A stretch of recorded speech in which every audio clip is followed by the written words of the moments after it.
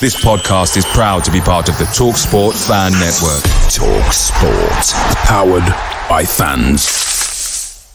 Danilo's free. It goes to Gibbs-White. Edge of the box. Yes! Great goal! What a hit from Oliveira! Gibbs-White! They've only gone and done it again! Forest back in the lead from Morgan Gibbs-White!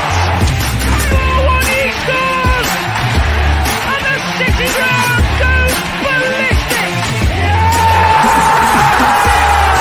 Forest are in the Premier League!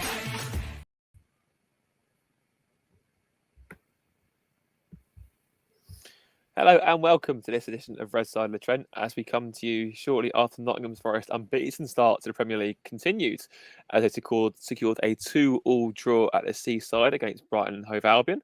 We have a full house here and Forest are now 8th in the league, I believe, which is remarkable scenes all around. So hello everyone, how are we all doing? I'll let you all chime in as and when.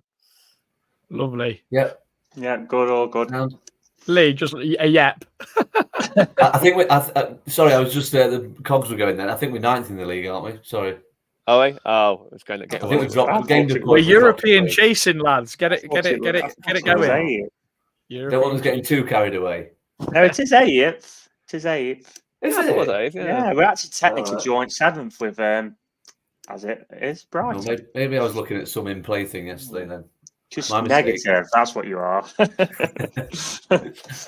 Are you good, Christian, as well? I'm very well. Yeah, very well. Obviously, yesterday was a very good point in the grand scheme of things, but naturally there have been actions which made that very irritating as well, which we'll come on to in due course. But we'll start with our man on the grounds, Adam. The team itself, a few changes from Liverpool. Obviously, you went for much bolder formation. Alanga and Hudson-Odoi came back in. It was Ward-Prowse and Anderson in the middle. Yates was dropped completely. What did you make of that side? I mean, that's the side I predicted in the preview chat I had with Lee, coincidentally. I just thought Nuno might go for it a little bit more against a Brighton side who had a high line to kind of expose. I thought it was always going to be harsh on someone to drop out, and I did think Yates was going to be that harsh person to have missed out on, because I thought he was really good at Liverpool at shielding our back four with James Ward-Prowse. But yeah, no, I thought it was bold for Nuno to go to somewhere like Brighton, who are strong side, home and away, and kind of show our intentions. So I think fair play on that front from our point of view. No, definitely. I was a bit alarmed that we didn't actually go for the defensive midfielder as such. I thought that was very, very brave. Obviously, Anderson's more of a box-to-box, and I know Ward-Prowse does play from deep, but he doesn't really strike me as, his tough tackling number 6 that will help break play up or anything like that. But it was definitely a case of fortune favours the brave. And Lee, you have to say, really, it looks pretty good early doors. And it didn't take that long before, Brighton's high line was exposed properly for the first time, as Gibbs-White shows a really good turn of pace, I thought, to get away from his man down the right and then sort of come inside. He ends up going to Hudson-Odoi. It was Balaba, wasn't it? I think he went through the back of him. I thought that was... Rob Jones was probably devastated he had to give Forest a decision, but, that was a pretty cut-and-shut case, do you reckon? Yeah, I actually think at that point Rob Jones has been quite pleased because of everything that happened with the Bournemouth game last year. I think that was the perfect situation for him. The first major decision he has to make, and we get a pen. Our first pen, coincidentally, since we played Brighton at home in November, I think it was. So, but in terms of the setup and the game plan, I actually don't think Nuno's overly comfortable with playing this kind of counter-attacking sort of football per se. Not to the extent that Cooper was, certainly. But I think it's very much horses for courses with Nuno. I think he realised that they always play a high line. Obviously, it was, I think, match of the day, the highlights showed literally a goal from every single, that Brighton have conceded in every single game this season. And it was like rinse and repeat for the same goal. So I think we knew that we had to play with a bit of extra pace. And thankfully, the first time we did it, we won the penalty. Definitely, yeah. It's a bit like mate ball at Spurs, isn't it? Really, like that sort of high line regularly getting cut open, but much to our benefit. But after that, Reece, it wasn't so good. Brighton seemingly found a lot of space in behind, perhaps where a defensive midfielder would otherwise be, nipping things in the buds. And they sort of up the pressure quite significantly.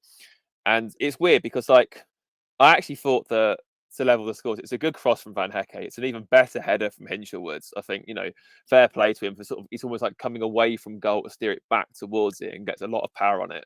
But from a Forest perspective, do you think we could have handled that a bit better? Maybe stop the cross, maybe like not let him just run through seemingly unchallenged to win a header. What do you think? Yeah, up until that point, I thought we was pretty comfortable, to be honest. I mean, I know there was times when they, did get into some decent areas, but we wasn't, I wouldn't say we're being carved open or anything. I actually thought this is kind of going how we want it. We've got the leaders we did at Anfield, and we're going to kind of, well, you come on to us and we'll hit you on the counter. But yeah, I mean, it is a great ball in. You're kind of being picky, aren't you, really? I mean, could Morgan Gibbs-White get a bit tighter to close down? You could maybe pick at that. And the main issue is it's a free header, isn't it? You're looking at the highlights and think, well, whose man's that? It looks to me it's probably you'd put it on toward Price's man, really, because Murillo and Milenkovic are occupied, as is Aina at the back stick. So, but it's a great header. And in this league, if you do make the minimal mistake, you do get punished. So, yeah, it's just disappointing the time of the goal, really. And we're going to come on to it in a minute, but I just thought we let his heads drop then, really. And then Brighton smelt a bit of blood, to be fair to them. And yeah, as we're going to speak about in a minute, ended up going into half-time in the lead.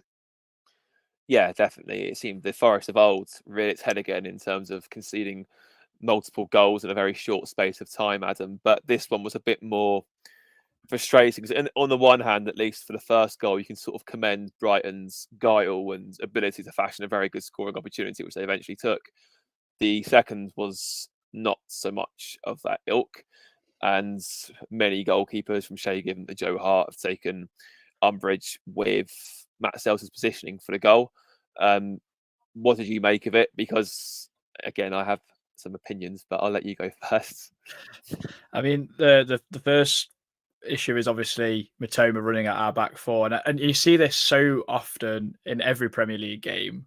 A player bringing someone down who's running at the back four when there's cover there, like Anderson, I think it is, or I can't remember which player Mitoma is about to run into. I believe it is Anderson on the edge of the box, but there's cover, so Olaina doesn't need to make the challenge, and he does. And loads of people said, "Oh, well, this was a dive," and it wasn't. It was right in front of me, and he clips him. Olaina doesn't even complain, but Sells sets his wall up and then hides behind it. The wall is covering the side of the goal already, so he should just be standing on the other side, try and get a view of the goal. Obviously, Hinshelwood and Lewis Dunk are bouncing in front of him to put him off and block his view a little bit, but at least make Danny Welbeck have to go over the wall. Then you go, fair enough, you've beaten the wall, and there's nothing you can do about it if it goes on target. It's just so obvious where he's going to put it. It is literally the same as Ivan Toney against us last season, where he's going to go around the wall and he's going for the far corner. It's literally like, he may as well have drawn a box and say, put it here, because I'm not going to get to it. It's poor goalkeeping. And I know Reece said maybe we need to start, maybe there's going to be a chance to kind of chuck the bucket at it with Miguel, because he's come in and he's obviously going to want to challenge and be number one. He's not going to have come halfway across the world to sit on the bench. And that kind of thing yesterday kind of put Sells in that spotlight. Last week he got away with it at Liverpool with the drop catch. Luckily that didn't kind of come to anything. But he's kind of starting to walk a little bit of a line. But I still think he's a decent goalkeeper, weirdly enough. I'm still quite confident in him, because obviously we might discuss in the second half, he makes a tremendous save to keep us in it. But yeah, the wall is shocking. It is absolutely abysmal from a professional standpoint. I'm glad you've mentioned the whole Brentford thing, because that's how I saw it as well. And we obviously absolutely obliterated Turner, and rightfully so as well, considering that Yates literally pointed exactly where Tony was going to do it. And he just goes, "No, mate, don't worry about it." And literally 20 seconds later, he puts it in that exact spot and they score.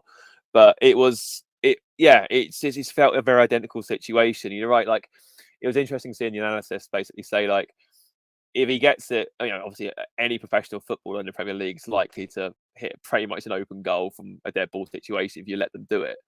And that's, lo and behold, exactly what happened. And they obviously, Forest rode it out to half time. They got it to 2-1. 3 changes at the break with Yates, Jota Silva, and Neco Williams coming on, which was rather surprising in one sense. I think they said there might be some injury doubt over Moreno now, which might be a bit of a concern. But obviously, Nuno wasn't particularly happy with how we ended the first half. And then 15 minutes later, Ramon Sosa comes on. In between that time, Danny Welbeck lived up to his nickname of Wele, waltzed around 4 different Forest players and probably should have scored, but for an outstanding self-save to make up for the free kick. But then Gibbs-White breaks the high line yet again for Jota Silva, and so I'll let you take away what happens next. Yeah, I mean, watching on the TV, I was actually reluctant to celebrate because I was adamant the flag was going up. I thought it was one of those stupid ones where, as we know, the protocol is, if it's dead close, you just wait and wait and wait, and then when the game comes to a close, however, whether it's a goal or whatever, the flag goes up. I was just adamant that the commentator was going to say, "Oh, and now the flag's gone up." But yeah, I was buzzing when he didn't. But then it was funny because my wife was watching. I had it on Sky Go. She was watching the telly, and she said, "Well, don't get excited yet, because you know what VAR's like against Forest." She knows. And then as soon as they showed the replay, that was it. I was like, "Oh, it's miles on." So all good. But yeah, it was such a good goal. I think the one thing I would say about it is it showcased exactly what we're going to miss next week with Gibbs-White not playing. I mean, someone said to me, "There's other players that are capable of, creating assists and scoring goals." There is, but I don't think there's too many other players in our squad capable of playing that first-time ball through the middle of the pitch, knowing that there's 2 players ready to run onto it. So yeah, it was just a really good goal. It's good to see, much like the Liverpool game, it was good to see the other 2 substitutes combine, and I think it just kind of highlights the real strength in depth that we've got this season. It really does. It's great to see, isn't it? Like, we've actually got. I know, obviously, we keep referring to it as sort of like I don't want it to sound like the whole Luton away end, the Atletico Madrid's old stadium under a motorway sort of thing. But our bench on that first game back with like Hammond, Cafu, Lyle Taylor, etc. You think to what it's like now, and you've got genuinely good players. I read on the Athletic this morning that apparently they don't even like using the term substitute with the grounds or the training ground, because their belief amongst the management group is that anyone can have an impact at any time, whether they're starting or not. So it really does feel like we have a hugely competitive aspect of Forest now. But sorry, can I just to finally touch on those subs as well? I think the thing that I'll throw in that's really impressed me with Jota Silva and Sosa is we've had lots of players who have come from these inferior leagues who don't believe that they belong here, and I think straight away them 2 believe that they're capable of playing in the Premier League. And I think certainly Jota Silva, I know we've not really seen that much of Sosa just yet, but he kind of already has the belief in himself. You can see him on the pitch and how wound up he gets and how desperate he is to do well. I just think he realizes that he's got this really good opportunity, and he's eager to grasp every chance he gets, basically. Definitely. I just wanted to add something, Christian. Sorry, just before you go on to Reece, that I think now including so Anderson, Gibbs-White, Hudson-Odoi, Elanga, Wood, Sosa, and Jota now, apart from Awunyi, have all contributed to a goal this season. That just gives everyone so much confidence. And now you can look at it, there's so much competition, and Nuno's not afraid to change it, which I thought was really proactive of him. Yeah, brilliant. I think obviously he withdrew Woods, who obviously got his 3rd league goal of the season, by the way. So 3 goals in 5 games is pretty impressive. And also, I believe that was his first goal that was actually a penalty that he scored for Forest, which, bear in mind, as centre forward, is pretty impressive. But Reece obviously couldn't end on an even keel with Rob Jones in charge. We all knew this was likely to happen at some point during the match. We all knew there'd be at least one flashpoint of him involved. Obviously, but we'll go into it, of course. So the ball's played down the left to João Pedro. Gibbs-White flies in rather enthusiastically from the side, wins the ball cleanly, takes the player afterwards, as is the case with pretty much every slide tackle in football. Referee says, no, obviously the Brighton bench go ballistic, it's right in front of them. Referee says, no, he's got the ball, gives a throw in. That's the important part to remember here. He actually gives a decision as a throw in. Anthony Taylor's 4th official decides to jump out of his station, says that he just wipes him clean out, and it's a 2nd yellow card for Gibbs-White. So what's your thoughts on this, first and foremost? Because obviously we've been the most topic of conversation in our group chat for the last 24 hours or so. So I'm intrigued to see what you can sort of articulate. Well, the most thankful thing of it all is it didn't affect the result, because if that would have happened, then would have gone on to lost the game. I think would have been seething. But yeah, it's a tough one because the problem is when, like, you see Gibbs-White running over. Unfortunately, at Premier League level, if you go in there with any speed, as woke as it is, as much as I hate it, as much as we hate it, you're asking the referee to make a decision. Unfortunately, the problem is the referee's made the decision. He's indicated that he's literally gone like that, and he's indicated he's got the ball. It's gone out for a throw in, and that should kind of be it, really. Can the fourth official assist the ref? Well, yeah, he can if he thinks that's a clear and obvious error. Well, it isn't, is it? Because it's a debatable decision. So why Anthony Taylor is getting involved and sticking his head in? I just don't understand that, because it's then with them gone from a clean challenge. I know I'm saying with speed you're going to get the ref to make a decision, but it was a clean challenge. You've then gone from that being a throw into Brighton, 11v11. It's a game, to be fair, what's probably, you might say 55-45 in their favour, but it's one of them. It's a flip of a coin game. Anthony Taylor then makes it. You've got a player gets sent off, both managers get sent off, and it just descends into absolute chaos. And something that did get him my thoughts earlier was he was the ref last season in the game at Owls, and he controversially sent Lewis Dunk off, I believe, for them. So is that kind of in his mind? Well, this is one of them. It's not clear and obvious for him to say. It's not like Morgan Gibbs-White's gone over there and headbutted him, and it's not. He should be letting Rob Jones ref the game, and it's poor from Jones as well that he's wilted to it, in my opinion, because he literally indicates that he's got the ball. If he was unsure and he maybe said to Taylor then, "Or what do you think?" maybe I'd be a bit more fair enough. But he literally indicates he's got the ball. So, the fourth official has overtook the ref. So who's in charge of the game? It just, thankfully, it didn't cost us. There's so much sort of conjecture about it, because obviously if you look at, like, think back to the Liverpool game last season when the fourth official was screaming at the referee saying that's Forest's drop ball, it's not Liverpool's, gets overruled, told, nah, my decision, it is what it is. They scored from that, and we lost that game 1-0. But so how is it that fourth official can be shut down but this one can't? I mean, like I said, we knew before the game that Rob Jones was going to be a problem. We all know. I think his last 3 games with Forest. So the first one, he was on VAR duty. He incorrectly sent Joe Worrell off. Agreed that Worrell should be sent off. Said he was the last man when he wasn't, when Willy Borry was covering. The video evidence proved that. He also signed off on a penalty against Danilo when Rashford clearly dives over him. The next game, he sends Willy Borry off for winning a slide tackle. And yesterday, he sent off Gibbs-White for winning a slide tackle. I know, Reece, obviously, you mentioned that he's come in quite at speed, he's come at pace, but. And I get, Danny Tring obviously posted like, I don't know why he's done a yellow card, but that's all null and void because he wins the ball cleanly. Like any slide tackle is going to be a follow through, if it's on the player or not. So it's. I get what you're saying, but when you are on a yellow, you've got to kind of think a slight going to ground at any level of football, whether you win the ball or not, is a risk. Is the truth. And so when you're on a yellow card, you've got to kind of manage yourself a bit and think, actually, I'm not going to dive in, because if you get it a split second late and you have this at Sunday League football, you bring someone down, you're gone. I know he didn't. But he stopped the counter. What I'm saying is you've got to obviously eliminate that risk. But there's risk and reward, and ultimately Gibbs-White should have been rewarded for that because he won the ball cleanly. Yeah. So the problem is you're asking inept refs at the top level who are soft because the game's gone soft to make a decision. That's the problem. Lee will be the best. Yeah. I mean, if someone flew in like that at your level, Lee, on the level you ref at, I mean, what would you kind of do? Is it kind of an intent kind of thing, or? Well, that's very interesting you say that, because I wasn't going to disclose this information, but it kind of fits in nicely, to be fair, purely because it was just a WhatsApp group with refs of a similar ability to myself. Some who were one level higher than me, so they kind of ref teams like Hucknall, that sort of league.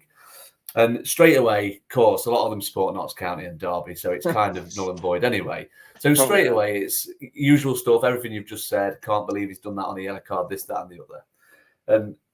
again, I can't. I was just sat listening there, wondering if I might get away with answering this, anything to do with this at all, to be fair, because I could talk for an hour about it.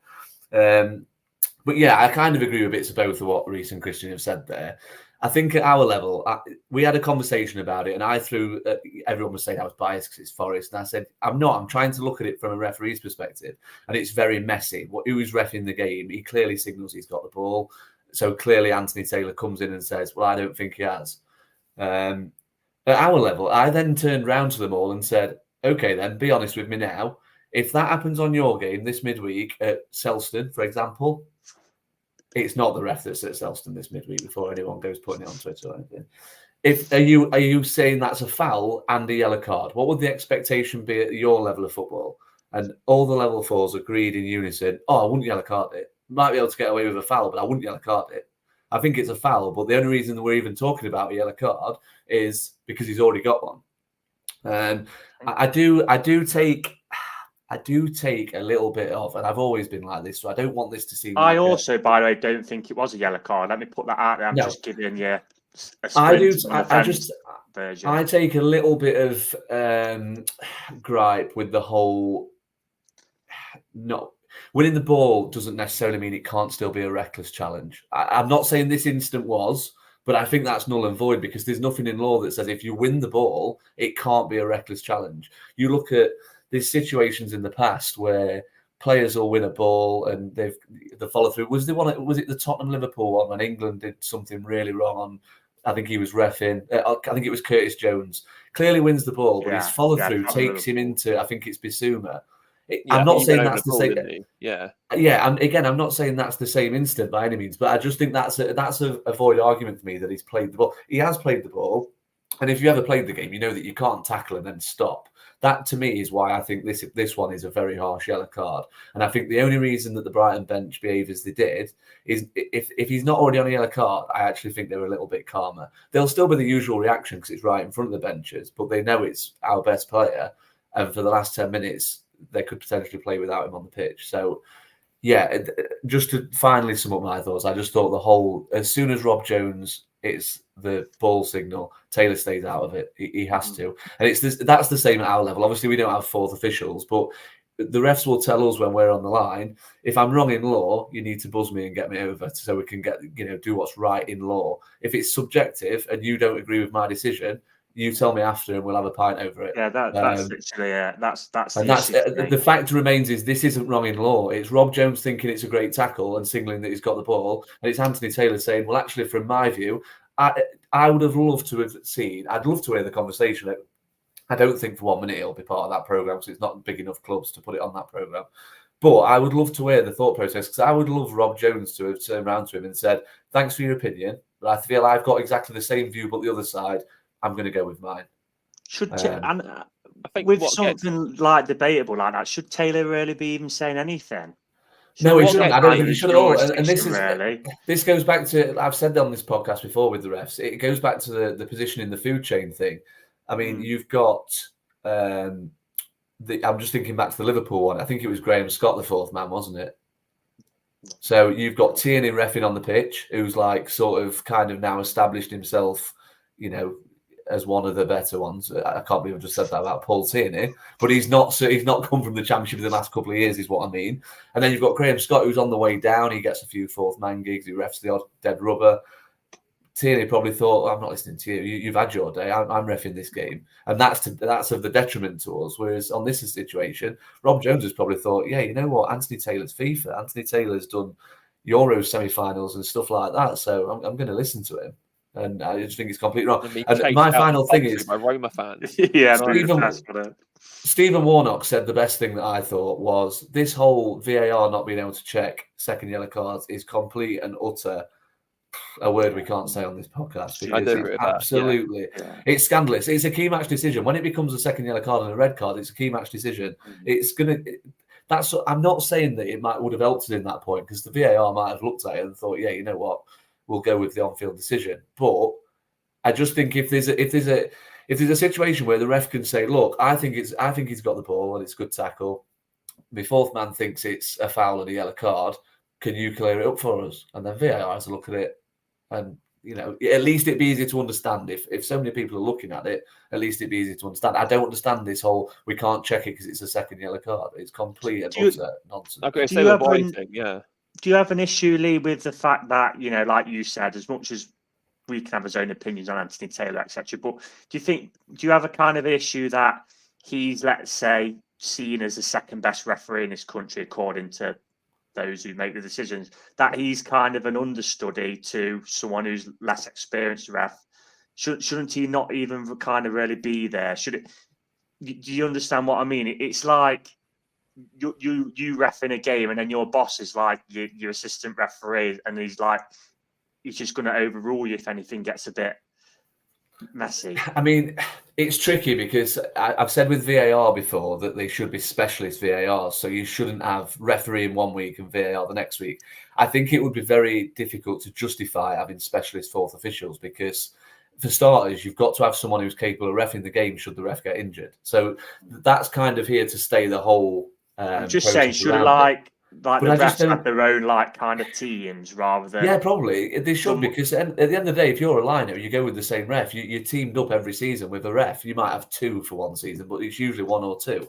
So, yeah, I think it should be. Because again, what I'm kind of saying is, I've not said it very well, but if Michael Oliver's ever a fourth official, he's kind of perceived to be seen as better than the ref on the pitch. He's not going to start overruling him left, right, and centre because that'd just be ridiculous, wouldn't it? Is the referee in charge or is somebody else in charge?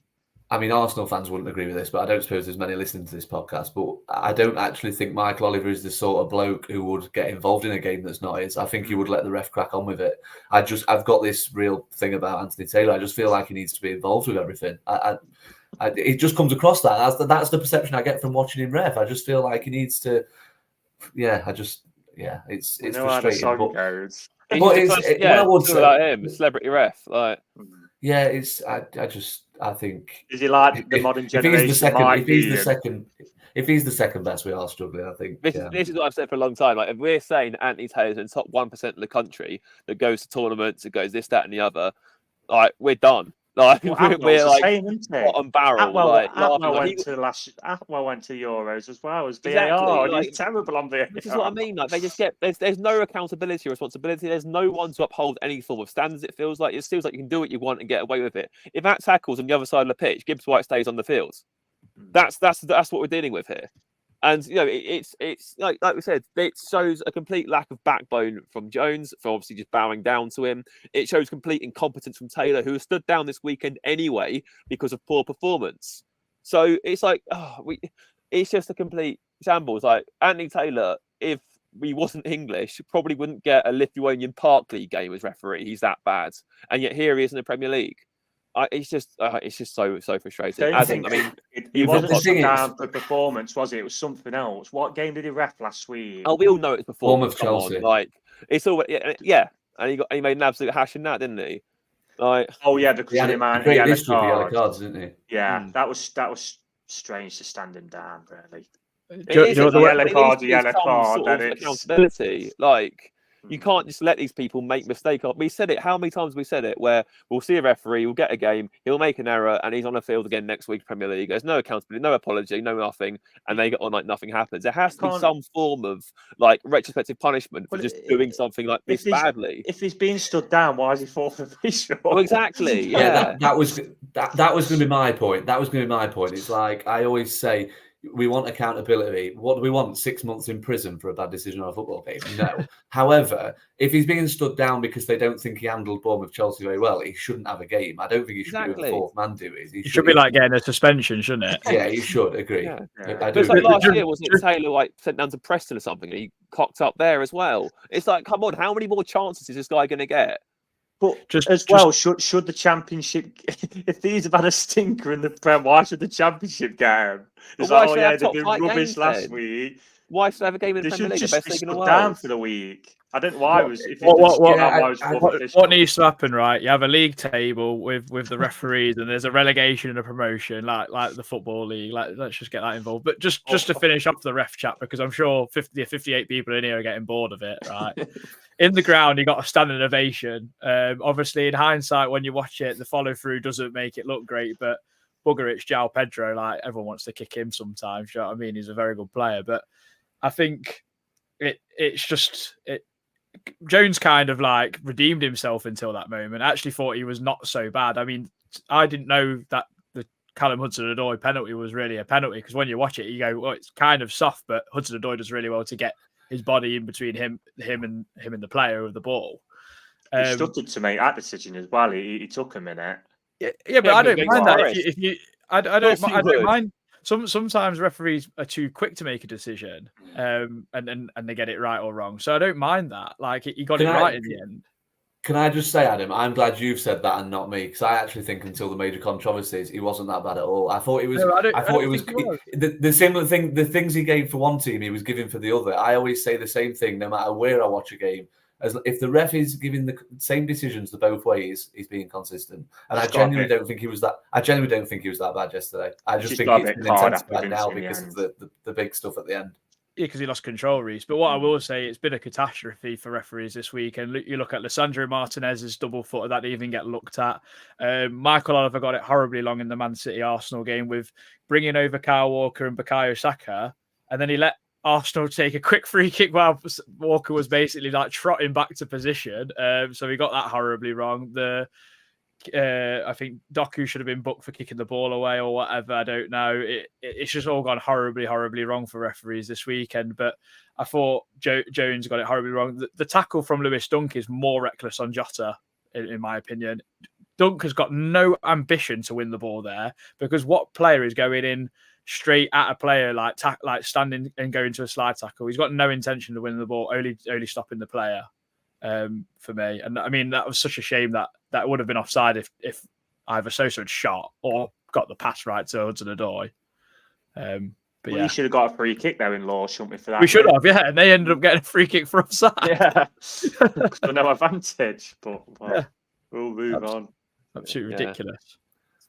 Let's move on. I mean, next week on Ref Watch. Yeah, well, if we're more honest than Dermot Gallagher, but oh god, that man.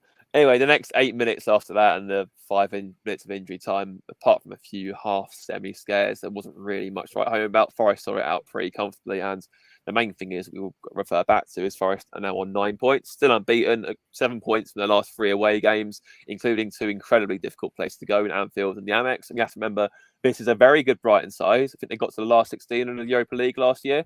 Obviously, they've spent £200 million on talent in the summer. You know, they'll be looking at wanting to challenge European places again. Forest to go there and get a point is a really, really sign of how our progression. We're just obviously annoyed we've lost our captain and best player for next week, but it's a huge, huge step forward for Forest in my opinion. And let's see what you all think, as it was now time for Slept on It Thoughts. Red side of the Trent. Slept on It Thoughts.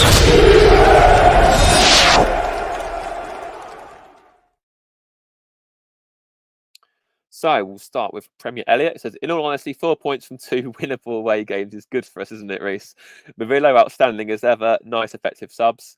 Today's fact is that there is a waste clearance company in Brighton called Lord of the Bins with the slogan, one ring to remove it all. That's actually very good, so I appreciate that. Nigel Clough is son of God. Overall good performance. Last season, we wouldn't have got the second goal, or if we had, we wouldn't have hung on for the draw. We're definitely looking like an established Premier League team now. We have options off the bench that could be starters. I'm a happy boy. Tom Newton said, haven't gone to the game. I thought the red card was a poor decision, I'm guessing, when it happens. But Gibbs-White has given a pair of poor officials a decision to make, which was a risky challenge, especially when it was on a yellow card. Decent point in the circumstances. Felt Brighton with a better side. They dominated the midfield, which Nuno changed before the game got away from us. We took the opportunity to take a point. We've got the 2 most difficult away games out the way within 1 week with 4 points. Absolute delight with that.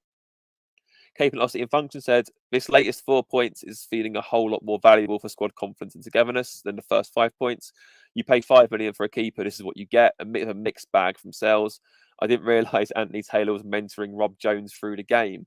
Sarah Thompson said, really good point. It was difficult at times, but we held out. Personally, don't think it was a second yellow for Gibbs-White, but maybe I'm biased. Still unbeaten. Ben Skinner says, I'm still not 100% convinced with Sells. Pulled off a few good saves today, but the Welbeck free kick, he should do better. And he needs to command his area more. He just stays in his line and doesn't move. And if he does, he looks susceptible to a mistake. Reece Coy said, the good, the bad and ugly. We've shown hints of last season at times, but overcome it, which shows great improvement. The second yellow for Morgan is just another indicator of how poor the refereeing teams are and how weak the man in the middle is. Utter woke nonsense. On to Fulham. Come on, you Reds. Carl Booth, great achievement to remain unbeaten. Thought Sales should have covered his side better for the free kick. Might have actually seen it a bit then. Pleased for Sosa to get a goal. Had to dig in at the end. Ref says Gibbs-White got the ball and books him. Explain that one, please. Dean Ricky Ashley says Hotter Silver's class and could have scored, but not selfish and past, becoming a favourite of mine. He does seem to be like striking up sort of cult hero status, isn't he, Hotter Silver? I don't think he started a league game yet, has he? So that might come in due course. Mark says the way the decision comes about makes refs look incompetent and not in control, but no complaints. It's daft and reckless. If a Brighton player in yellow makes it against Gibbs-White, the entire fan base will be screaming for a red. Not for me because he wins the ball, but I see what you're saying. Mr. Potato Head said, we showed tremendous resolve in the face of adversity. Half-time was bleak, stood tall defensively and executed on a great second half chance to level it up. This team has grown immensely in the last year. Damon says we're probably a better goalie and a top-class clinical striker from being a team regularly challenging for Europe. Keith says 4 points away from Liverpool and Brighton is an excellent return. And last but not least, Peaches, feel like we S-housed our way to a draw in that one. Good subs from Nuno and not afraid to make changes when it's not working, but happy to take a point and remain unbeaten. Also, Sosa goal. So, actually, there's one more I can squeeze in. Martin Fretwell says, superb point as we were up against it second half. And then Rob effing Jones has to get involved. So, we're a family-friendly podcast these days. So, Can I just quickly add, I'd be interested to see if that was Yates or Sangari who made that challenge, if people would be saying it was more naive. Oh, goodness. Yeah, but we'll leave it at that. Let's please not have that discussion. One more, sorry, from Noel. Hollow Hand says, great point on the road. I was going to talk about player performances. I still will. We still have time for that. But just very quickly, Susan, as a lot of you were talking about it, I know we sort of touched upon it earlier. So, Adam, you've already made your views on this very clear. But Matt Sells, how long do we leave it before we look at Miguel Reece? I'll start with you first because you've been very vocal about this. But Lee, I'm intrigued by your views as well as a former goalkeeper. I wouldn't say very vocal. I'd say I've kind of put the idea out there. I think, Sells come in last season, as I've said, when Turner was terrible and so was Vlachodimos. They both wasn't number ones going forward. And he came in, Sells, and I thought he did a pretty good job because what I liked about Sells so much was that he just calmed things down because, as we've said before, there was times when players weren't giving the ball back to Turner and making decisions what they didn't want to do. I mean, Vlachodimos couldn't save anything. And he just calmed it down, and he's what we needed for the for the back end of that season, and it helped to stay up. Let's be honest, because if we'd have kept either of them in goal, it would have been a slippery slope, especially Turner for me, because his confidence was just on the floor. But we'd have gone down. There's no doubt about that. We would have gone down in terms of keeping. Or Luton were that bad. I'd still hope we'd have had enough, but that's another discussion. But yeah. I think, was it Capanosity and Function said, when you're signing the goalkeeper for 5 million, that's what you're kind of getting, aren't you? But you could say the same about Miguel as well. But obviously, we've kind of snatched him, haven't we, really, if you believe what people like Nathan and that's in the know say. So to me, there is a point where you kind of roll the dice with Miguel. I said that would have been perfect last weekend, but turned out to be memorable win. And it's also clear that the club wanted another keeper. We was linked with so many, wasn't we, in the summer? There was a link with Ramsdale for a bit, Kelleher, Sam Johnston, but we didn't kind of get one. So as Nuno kind of said, look, I'm happy with these two. I don't know, but will he roll the dice with Miguel at some point? I don't know. Will we sign somebody in January? Possibly. We kind of have to see, like Adam said, he did actually keep us in it. He made it, he atoned for his error, didn't he? Because it was a really good save from Welbeck. But I think long term, that's your kind of next progression for me. Another goalkeeper and a really good centre forward, I think, is our next progression. I think all the other areas are pretty solid now for me. Yeah, I think that's pretty fair, especially like what's happening at centre back too. But it's just interesting, because obviously teams generally don't really make that many chances against Forest, but we do concede a relatively high amount of goals compared to what we're actually, giving away in return, if you like. I can't remember if it was WT Analysis or Alex Forrest, one of the data nerds, I mean in a nice way, was saying that they think that one of the reasons with Sells is that he doesn't ever seem to make any major howlers or errors. I think the only one you can really think of is maybe Jackson's goal at Chelsea last season where he ran out for the cross and missed it. But they say it's his positional sense that isn't quite there. And that's why he's maybe conceding more goals that we sort of look at and think, oh, it's good at good this or good that, rather than actually he's not positioned that well. But what do you think of it all? And again, how long would you roll the dice before to bring in the 6'8" keeper? I mean, so one thing that winds me up with when you discuss goalkeepers at the level we're at is, he's a good shot stopper. Well, goalkeepers have played football all of their career through academies usually, and of course they're a good shot stopper. How else do they get spotted as being someone who can potentially play in goal? To me, when you get to our level, and I include probably the Football League in that as well, you have other bits and bobs, the other traits, the distribution, the coming for crosses, the commanding of your box, that make you an exception, turn you from a good goalkeeper to an exceptional goalkeeper. Although I think Sells' distribution is pretty good, I think it's pretty solid. I can really remember an occasion where he's come for a cross and caught it. I've got to be honest, he doesn't do that enough for me. And I'm not saying he needs to do it for the sake of it, but I just don't. You never see him do it. You don't ever feel, oh, right, well, like with Samba, the ball would come into the box and you just knew he'd kind of, anything in swinging, you felt comfortable that he'd kind of come for it and get something on it. I never feel that confident with Sells in that sense. So I think he's a good guy. I think he's helped us at a time where we needed a little stopgap. But I just don't anticipate. I'm kind of going to argue with myself a little bit here. I don't anticipate until, if the Liverpool one, where he nearly fumbled it into the net, if that goes in, I genuinely think Miguel had played yesterday. I think it's going to take something like that. I just don't see him getting dropped.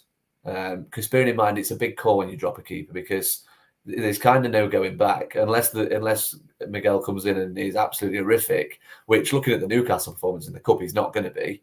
I think it's a real conundrum for him, because he's not really, you said it, I think, Christian, he's not really made it a massive howler as of yet. So I think there will come a point where he gets a go, but I just don't know when at this stage.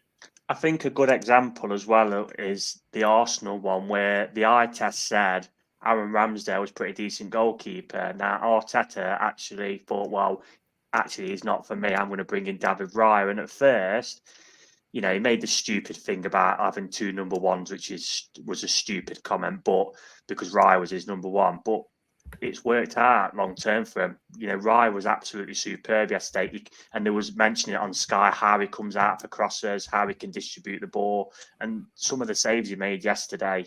The save in midweek at Atalanta away in the Champions League.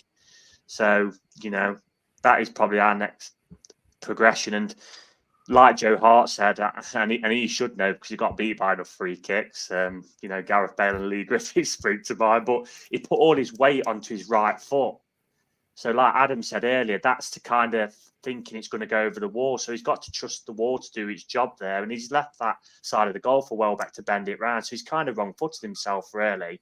And like Adam said, if Welbeck whips it over the wall into the top corner, you can't blame your keeper for that. But he's got to cover his side of the goal. I mean, Roy Keane was absolutely livid. He said to fine him a week's wages, which was a bit extreme, but he should have covered that side of the goal. It was very similar, wanted to the Turner one last season. Yeah, definitely. It will be certainly very interesting, because I think, like we touched upon earlier, like Nathan suggested, you don't sign someone from Brazil and just leave them on the bench for that one. I do wonder. I think Nathan suggested that Sells might get the first 10 games, and then Forrest will have a bit of a review and assess. I wouldn't be too surprised if that was actually quite close to the truth, to be honest. But we'll soon see. Obviously, there's no more cup competitions we've got to play until January either. So obviously, Sells probably actually loses out of Forest going out the Carabao Cup more than most. But we'll have to see on that one. Lacademos came in game week 11 last season. I'm just having a look, which was after Turner's halo at Liverpool. So, which obviously I don't. Which came off as halo against Brentford. Yeah. Oh yeah, but I hope that doesn't happen. I hope it's not a halo that gets him out of the team, because I don't mind Sells. I just think our natural step of progression is probably that's the next area to improve, which is the way it goes. We've seen good people leave the football club, haven't we? Harry Toffolo, I don't think was in the squad, was he, yesterday? No, he weren't. No. You know, Bamidele wasn't either. Yeah, it's just natural progression. Unfortunately, good guys, sometimes you have to leave. We've seen it with McKenna, you know, Worrell come through the academy, etc. So it's just the way it goes, unfortunately. At least with one of those mentioned in Bamidele, he's still pretty young and got a lot of progression to make. On loan, I'm not going to add anything to the goalkeeper thing because I think recently I've covered it pretty well. But I think this is why the summer's been so good, and like we've waxed lyrical a lot about it. And you'd say that all of our signings, bar Eric Da Silva Moreira, have made like a real impact so far. Marato, because he's only just come in, but like Jota's already scored and got an assist. Sofa's already scored. Obviously, Milenkovic has looked really solid. Moreno had that good game at Liverpool, as did Ward-Prowse. So we've made good signings, and there's a lot of competition. And I think Miguel is going to offer good competition. He's obviously going to be someone that's going to command his area. If he's 6'8" and doesn't come and claim a cross, I think you'd be a bit worried, wouldn't you? So I think it's only a matter of time, and I don't think it's going to be Sells making a mistake. I just think it's going to be that maybe Miguel is actually a better goalkeeper.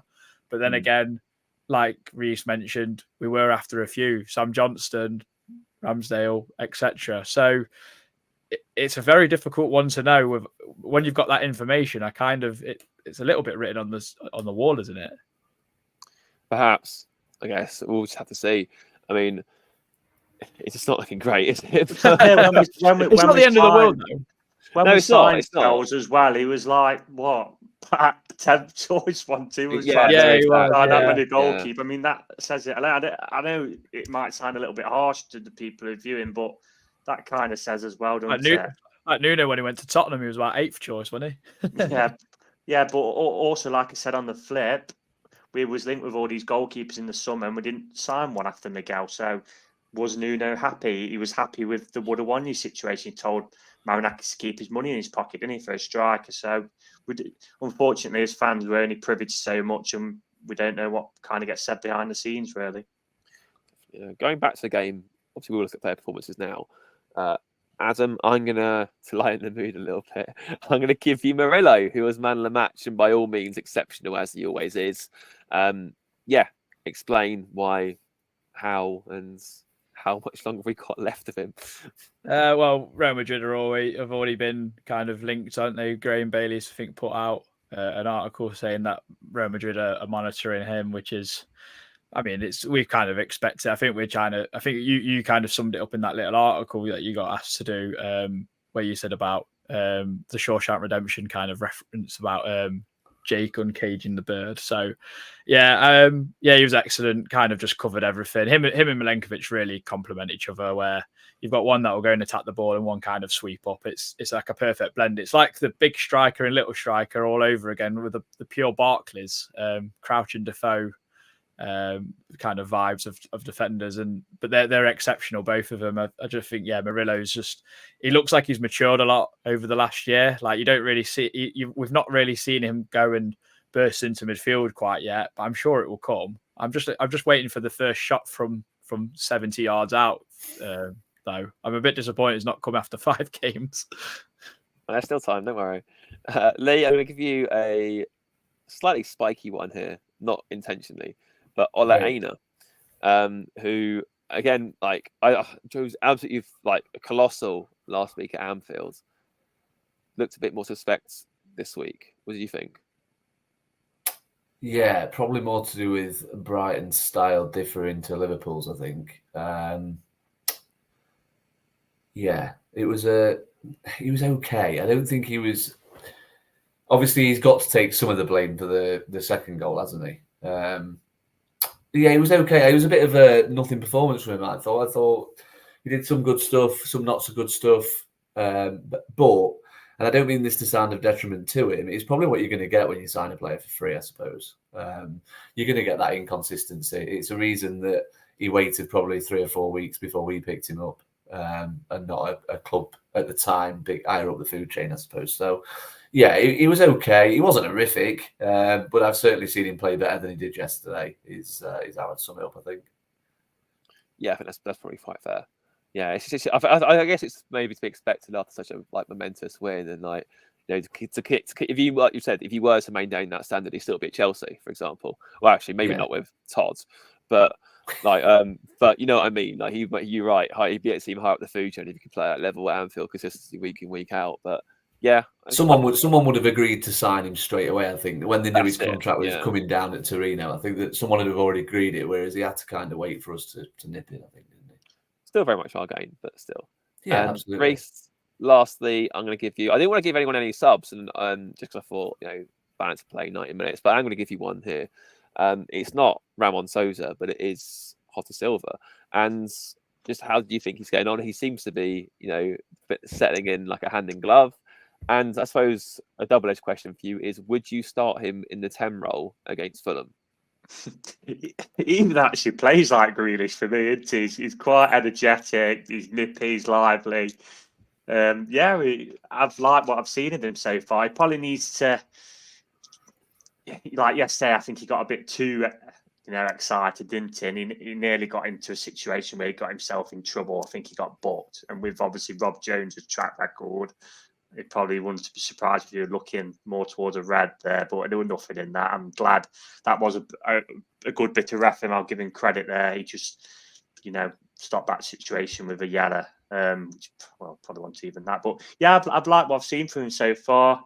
The second goal did really well to keep himself on side because it would have been very easy. That's why Brighton and these teams play a high line to catch people offside. And also, as we saw with Sousa, I know he was offside later on in the game, but he could have messed the pass up as easy as it was, but he didn't. He played it at the perfect time, made sure Sousa was onside as well, and we get the point. So I've liked what I've seen from him so far. Obviously, the Newcastle game I think was the most impressive. He come on at Anfield and I thought was excellent. Would have liked to see him given a start. Yeah, why not? If Gibbs-White obviously can't play. Could he play in Morgan Gibbs-White's position? I'm not too sure, but I wouldn't mind seeing him start against Fulham for sure.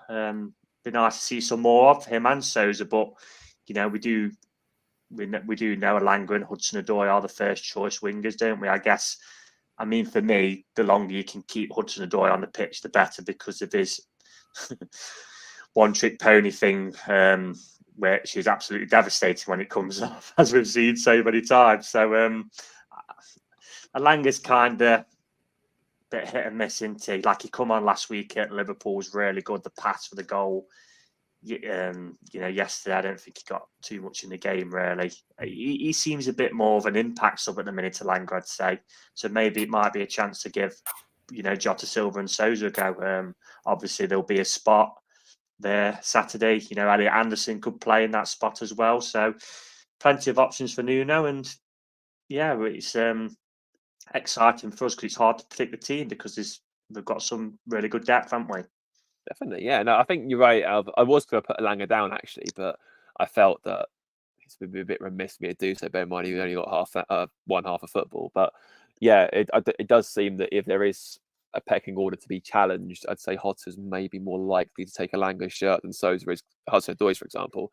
Yeah, because we'll Sousa went away travelling into Paraguay as well, so he's kind of missed what would it have been 10 days, 2 weeks there of training, getting up to speed as well. For Jota Silva, he's played in Europe, he's been playing in the Conference League, so he's probably a bit more up to speed with kind of this level, which you can see by his energy. So it was nice for Sousa to score yesterday, but it might take him a bit more time to get up to the heights, like Nathan talked about, of him being the best player in the Argentine league. Yeah, definitely agree with that. Just one quick one, obviously. So we aren't going to look at too much ahead of the Fulham game, despite me asking that question. I was just curious, because obviously we'll have potentially 2 previews for this week. Definitely one from the position side and probably one from a Forest perspective as well. So there's a few other little bits to round up. Obviously, but the one other thing, I suppose, actually, the other thing I would take from the Brighton game was that it was the second game in a row where there were no minutes for Awoniyi, which I found a little surprising. Because obviously we did obviously he took Wood off 10 minutes before Gibbs-White was sent off. So I found that a little bit surprising that he wasn't given a run then. Last week, you can kind of maybe say it was down to circumstance. because obviously we're winning, you don't want to change too much and whatever else. But is anyone slightly alarmed that maybe he hasn't really been given a fair run over the last 2 games? I'll let anyone just jump in as and when. I personally think it's been down to circumstance and how a team is playing against us. Against Liverpool, I don't think Awoniyi's quite got the fitness to go and press and be maybe that kind of defensive minded, whereas I think Jota and Sosa have been. And I think yesterday we thought we need to be a bit more on the front foot of pressing Brighton, and I think Jota and Sosa are much better than Awoniyi. So maybe that is what kind of Nuno's thinking is. I think Awoniyi's not really like the best impact player, I would say. I think he has to start and kind of get into it, like take 10, 15 minutes to get into it rather than like come off the bench for 15 minutes. I don't think he's as impactful. So, but yeah, it's a little worrying. We did want a striker, so that's also kind of tells you a lot as well. So yeah, I think I said at the start of the season, he's a bit on the edge, isn't he, really? I just think the problem is when he has played, just hasn't looked like as sharp as he did at the start of last season. The Man U away game, the Arsenal away game, where he was firing, wasn't he? The Sheffield United game he scored. This season he's come in, he's just not looked even fit, really, has he? And that's probably weighing in Nuno's mind. You know, like we're trying to break the lines yesterday. You've got an energetic Jota running through rather than Taiwo, as Adam described him, as someone running on his back. So I don't know if kind of the injuries have just took the toll on him, really. And it might be because he did mention it, didn't he? There was a rumour about him leaving. He didn't really dismiss it. He kind of, again, sat on the fence with splinters in his backside. It wouldn't surprise me if maybe, I'd say next summer now, rather than January, that we might kind of sell him personally. And which is a shame, because you kind of like, when do you how long do you give it? Because we've not seen the best of him this season. I really like Taiwo, I do. But when he keeps having and we can argue about it was the club's fault, etc., which they've got to take some, stick for. But they kind of took the toll now, and as well the muscle injury. And this is something that Gareth Bale always said: when you get muscle injuries, you're hesitant to push yourself because you think it's just going to snap again. So is that in the back of his mind that he doesn't want to? Because I mean, when he was at full speed last season, he absolutely blew Marcus Rashford, didn't he? He's not slow. So I guess we'll see. But I guess it also wouldn't surprise me if maybe this time next year he's not a Forest player. But I hope he still is, and I hope he can get back to his best for us. I really do. Yeah, definitely. It would be good. I think if we could have like a situation where we have other parts of the pitch where you're sort of looking at, oh God, who starts? Like Wood or Awoniyi, both of them are looking really good at various different points. That'd be great. But yeah, obviously not quite fully seen that yet, sadly. But other than that, I think there's been a few developments in the stadium. It looks like Forest want to make a 40,000 City ground now, which is quite exciting. Obviously, I think they're in the process of buying the houses around the West Bridgeford area to sort of like do that as well as their main stands. Obviously, Marinakis has came out and gone back on his word, wanting a new stadium, which for us is obviously fantastic. That place is our home. Oozes football style, was a certain form manager once said. So, I think that's quite a nice way to wrap things up, really. Apart from the fact that Forest still unbeaten, 8th in the Premier League. Obviously, 2 title challengers dropped points yesterday as well. So, it's all looking good. I joke, obviously. Steady. I joke. I'm going to get carried away like certain other people. It's still Operation Survival first, but it is looking nice. And it's nice to have these sort of like joking comments as well, rather than worrying about Luton winning at home or something like that. So yeah, I mentioned in the group chat the other day, I'd not even looked at the bottom of the table yet. I think we're about 8 there. I think we're in the top zone. I didn't even kind of know who was bottom. I'm guessing. I think there's 6 teams yet to win a game yet. That's all you need to know. Yeah, it's crazy. And we're not one of them. It's great, isn't it? Yeah, absolutely. After the last 2 seasons. But yes, anyway, thank you all for joining us. We're going to peak about 60 odd something. So appreciate you taking time out your Monday evening to listen to watch us. Sorry, obviously for those listening.